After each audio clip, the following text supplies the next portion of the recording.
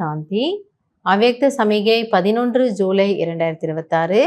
बाबा இன்னைக்கு என்ன சொல்றாருன்னா, जैसे अग्नि में कोई भी चीज डालो तो नाम रूप गुण सब बदल जाता है, ऐसे जब बाप के याद के लगन की अग्नि में पड़ते हो तो परिवर्तन हो जाते हो.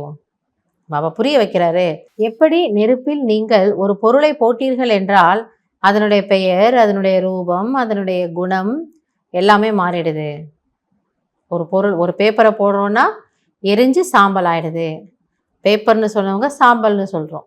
திடமான இருந்த அந்த பேப்பர் இப்போது அப்படியே காற்றுல பறக்கக்கூடிய ஒரு ஆஷ் சாம்பலாக ஆயிடுச்சு. ஸோ எல்லாமே மாறிடுது இல்லையா? அதே போல் பாபா சொல்கிறாரு, எனக்குள்ள ஒரு மாற்றம் வரணும்னா அது நான் எப்படி இருந்தேன்றது அந்த சுவடே இல்லாமல் இந்த சூத்ரனுடைய குணங்கள்லாம் மாறிடணும்னா நீங்கள் இந்த ஆத்மாவை கொண்டு போய் பாபாவுடைய நினைவேறக்கூடிய அக்னியில் உள்ளே போட்டு விட்டுருங்க.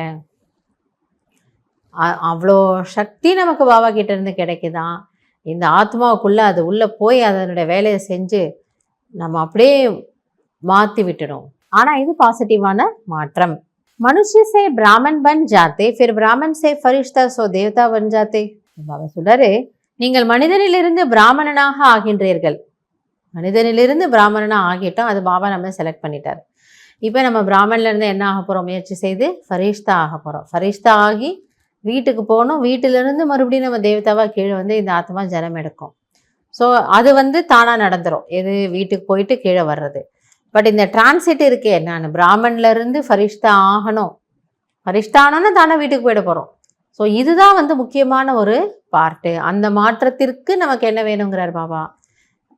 லகனுக்கு அக்னி, நம்முடைய அன்பான ஈடுபாடு எனக்கூடிய அந்த அக்னியில தான் இவ்வளோ பெரிய ஒரு சேஞ்ச் நமக்குள்ள வரும். लगन की अग्नि से ऐसा परिवर्तन होता है जो अपनापन कुछ भी नहीं रहता, इसलिए याद को ही ज्वाला रूप कहा है. அப்போ பாபா புரிய வைக்கிறாரு, இந்த அன்பினுடைய ஈடுபாடு அது அவ்வளோ பவர்ஃபுல்லானது. அதில் நம்ம அப்படி மாறிடுவோமா? பாபாவுடைய அன்பு வெறும் ஒரு அன்பு மட்டும் கிடையாது, அதில் அவ்வளோ பவர், அவ்வளோ சக்தி இருக்குது. நீங்கள் என்னவாக இருந்தீங்க, எவ்வளவு ஒரு ஒரு பலகீனமான ஆத்மாவாக இருந்திருந்தாலும் சரி, அந்த குணத்தினுடைய சுவடே இல்லாமல் பாபா நம்மை அப்படி மாற்றிடுவார். அதனால தான் அது என்ன சொல்லப்படுதா? ஜுவாலா ரூப்புக்கு யாத், ஜுவாலா ரூப நினைவு. அந்த நினைவிற்கு அவ்வளோ சக்தி இருக்குது.